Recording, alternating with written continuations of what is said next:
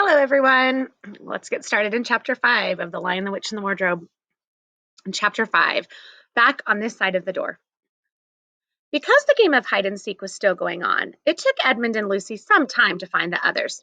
But when at last they were all together, which happened in the long room where the suit of armor was, Lucy burst out, "Peter, Susan, it's all true. Edmund has seen it too. There is a country, and you can get to through the wardrobe. Edmund and I both got in. We met one another in there, in the wood. Go on, Edmund, tell them about it."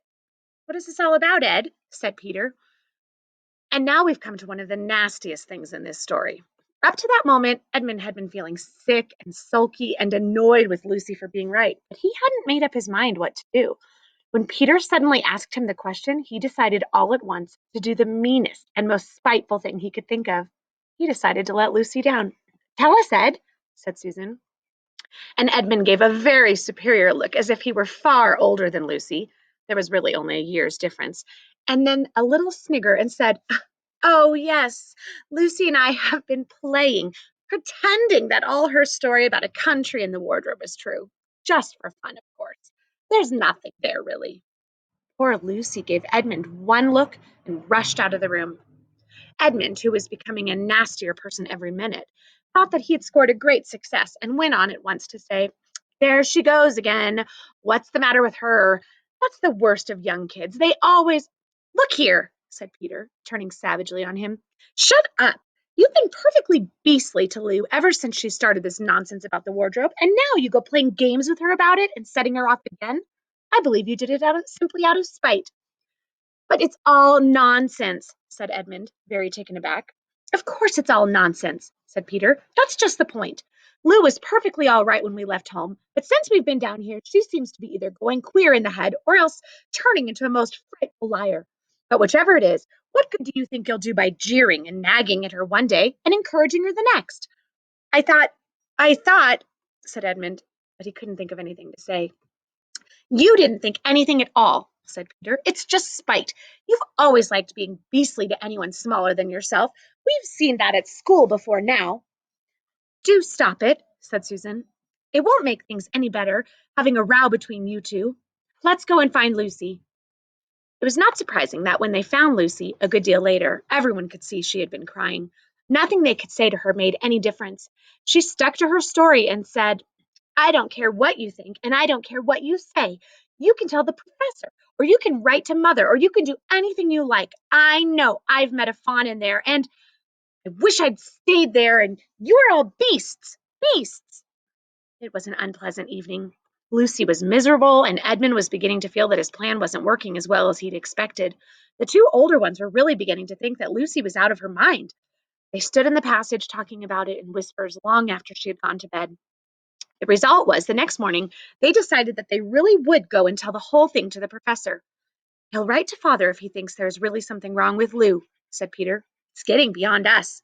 So they went and knocked at the study door, and the professor said, "Come in," and got up and found chairs for them, and said he was quite at their disposal. Then he sat listening to them with the tips of his fingers pressed together and never interrupting till they had finished the whole story. After that, he said nothing for quite a long time. Then he cleared his throat and said the last thing either of them expected. "How do you know," he asked, "that your sister's story is not true?" "Oh, but—" began Susan, and then stopped. Anyone could see from the old man's face that he was perfectly serious. Then Susan pulled herself together and said, "But Edmund had said they'd only been pretending." "That is a point," said the professor, "which certainly deserves consideration, very careful consideration.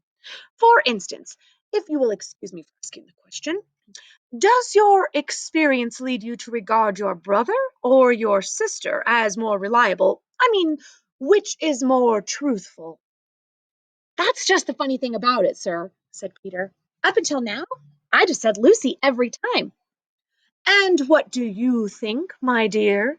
said the professor, turning to Susan. "Well," said Susan, "in general, I'd say the same as Peter, but this couldn't be true, all this about the wood and the fawn."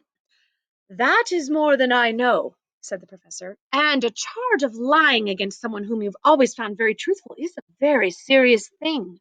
A very serious thing indeed. We were afraid it mightn't even be lying, said Susan. We thought there might be something wrong with Lucy. Madness, you mean? Said the professor quite coolly. Oh, you can make your minds easy about that.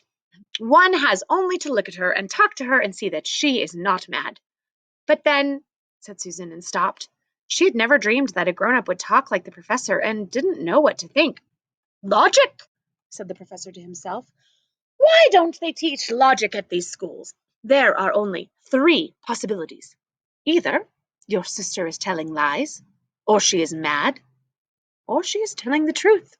You know she doesn't tell lies, and it is obvious that she is not mad for the moment then, and unless any further evidence turns up, we must assume that she is telling the truth. Susan looked at him very hard and was quite sure from the expression on his face that he was not making fun of them. But how could it be true, sir? Said Peter. Why do you say that? Asked the professor. Well, for one thing, said Peter, if it was true, why doesn't everyone find this country every time they go into the wardrobe? I mean, there was nothing there when we looked. Even Lucy didn't pretend there was. What has that to do with it? Said the professor. Well, sir, if things are real, they're real all the time. Are they? Said the professor, and Peter didn't quite know what to say. But there was no time, said Susan. Lucy had no time to have gone anywhere, even if there was such a place. She came running after us the very moment we were out of the room. It was less than a minute, and she pretended to be away for hours. That is the thing that makes her story so likely to be true, said the professor. If there really is a door in this house that leads to some other world, and I should warn you that this is a very strange house, and even I know very little about it, if, I say, she had got into another world, I should not be at all surprised to find that another world had a separate time of its own, so that however long you stayed there, it would never take up any of our time. On the other hand, I don't think many girls of her age would invent that idea for themselves. If she had been pretending, she would have hidden for a reasonable time before coming out and telling her story. But do you really mean, sir, said Peter, that there could be other worlds all over the place, just round the corner like that? Nothing is more probable, said the professor, taking off his spectacles and beginning to polish them while he muttered to himself, I wonder what they do teach them at these schools. But what are we to do? Said Susan. She felt that the conversation was beginning to get off the point. My dear young lady, said the professor, suddenly looking up with a very sharp expression at both of them. There's one plan which no one has yet suggested, which is well worth trying. What's that? Said Susan. We might all try minding our own business, said he. And that was the end of the conversation. After this, things were a good deal better for Lucy. Peter saw to it that Edmund stopped jeering at her, and neither she nor anyone else felt inclined to talk about the wardrobe at all.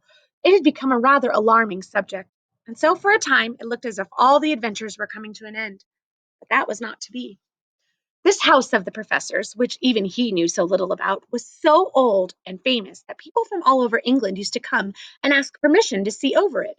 It was the sort of house that is mentioned in guidebooks and even in histories, and well, it might be, for all manner of stories were told about it, some of them even stranger than the one I am telling you now. And when parties of sightseers arrived and asked to see the house, the professor always gave them permission. And Mrs. Macready, the housekeeper, showed them around, telling them about the pictures and the armor and the rare books in the library.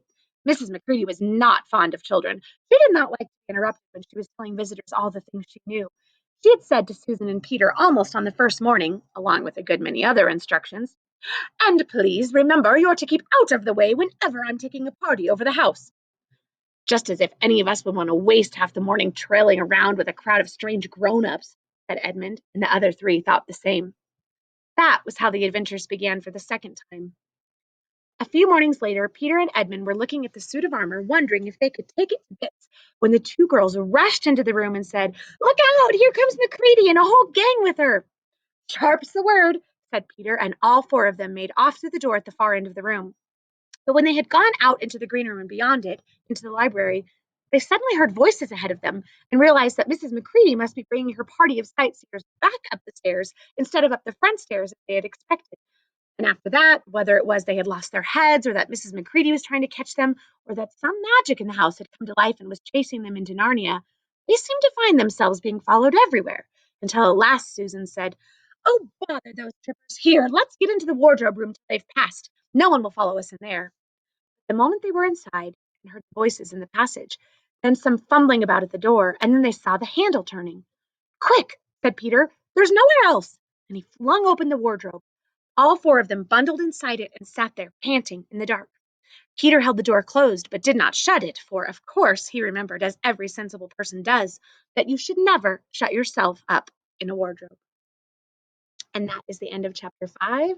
And here's your question to think about for this chapter is loading.